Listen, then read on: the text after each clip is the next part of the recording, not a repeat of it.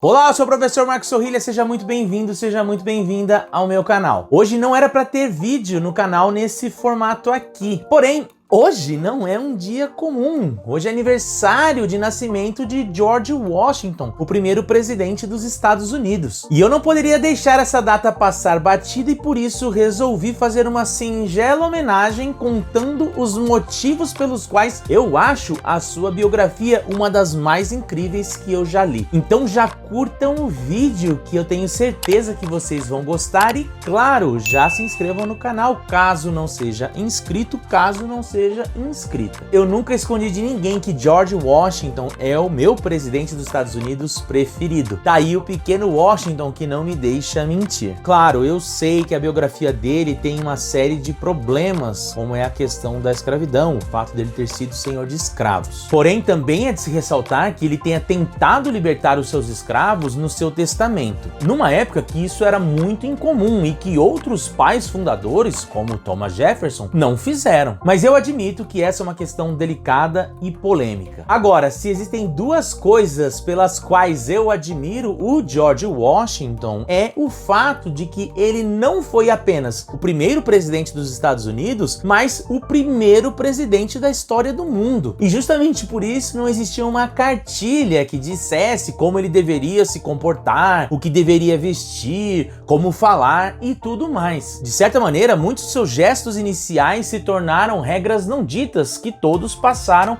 a copiar, como é o exemplo do uso de roupas civis enquanto ocupava o cargo de presidente, mesmo sendo um general. Outra regra não escrita criada por George Washington e que está ligada com a segunda coisa pela qual eu admiro foi a de ficar apenas 2 mandatos no cargo e após esse período se mandar de volta para casa. Olha só, Washington tinha todas as condições de se perpetuar no poder e ficar por lá até a sua morte. Quando a notícia de que o primeiro presidente dos Estados Unidos ia abrir mão do poder e voltar para sua fazenda correu o planeta, o rei George da Inglaterra falou que se ele fizesse isso, ele seria o maior homem do mundo. Porém, inspirado no exemplo de Cincinato, o ditador romano que respeitou os seus anos de mandato sem tentar virar um imperador, Washington entendeu que o cargo não deveria ser personalista. E é verdade, Washington não só conhecia a vida do Cincinato, como ele era um grande fã. E em alguns lugares é possível inclusive encontrar a referência ao seu nome como sendo o American Cincinnatus. E é aí que nossa história começa a ganhar traços de comédia, porque da mesma forma que ele não sabia como um presidente deveria se portar, ele também não sabia como um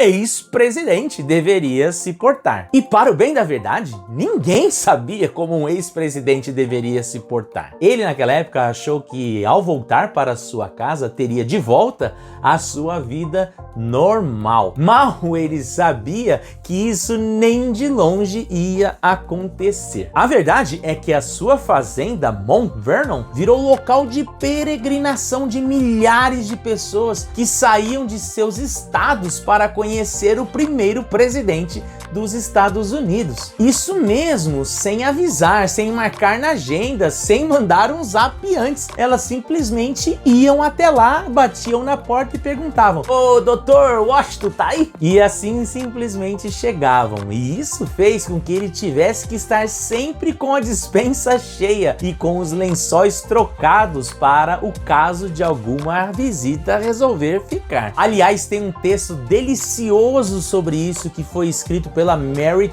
Thompson, em que ela descreve a rotina do Washington, desde antes do amanhecer, a cavalgada diária, a leitura das cartas, o café da manhã, até o vinho do porto após o jantar. E nesse texto ela nos conta que a movimentação lá na fazenda do Washington nessa época era tão grande que ele teve que nomear um segundo administrador para a fazenda, apenas para cuidar dos suprimentos e da recepção dos visitantes. Além disso, o Washington, mesmo aposentado, seguiu sendo uma figura pública muito importante e por conta disso, muitos políticos vinham para sua casa passar o final de semana e lá deveriam seguir todo o ritual da etiqueta inglesa que se tinha com relação às refeições em Mount Vernon. Não por menos, o seu cozinheiro, o Hércules, é uma personalidade bastante conhecida na história dos Estados Unidos, assim como era conhecida a carne defumada que ele preparava no Smoker House que a fazenda possuía. Isso sem contar que o Washington era um fabricante de uísque com boas vendas na região. E claro que ele acabava agraciando os seus convidados com alguns bons drinks. E ainda disseram que o Washington estava numa pior. Se você está numa pior, orra! E se eu falar que eu fiz um curso inteiro sobre a vida do George Washington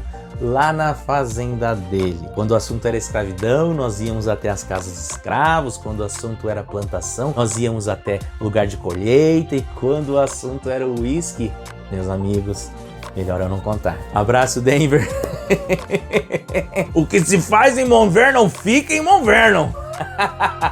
E por falar em comida, a partir da segunda metade do século XIX existia uma receita muito popular nos Estados Unidos e que se chamava Washington Pie. Apesar do nome pie, se parecia muito mais com um bolo do que com uma torta. E ela fazia tanto sucesso que existia inclusive assadeiras que levavam o nome da receita. Era a pedida certa para se comemorar os feriados pátrios, tanto o 4 de julho quanto o próprio aniversário do George Washington, que depois de 1789 tornou-se feriado e passou a ser chamado de President Day. Hoje ele acontece sempre na terceira segunda-feira de fevereiro, o que pode cair entre o dia 15 e o dia 21 de fevereiro. Mas a verdade é que não sabe bem porquê, mas essa receita acabou caindo no esquecimento e desde a Segunda Guerra Mundial não se vê ela se circulando com tanta frequência por lá. Até que a Carol Viotti do canal Comer História, que é tão boa historiadora quanto é cozinheira, apareceu com essa receita nas mãos. E aí ela me mandou no zap pra eu dar uma olhada, perguntando se eu conhecia essa torta e, pra ser bem sincero, eu nem sabia da existência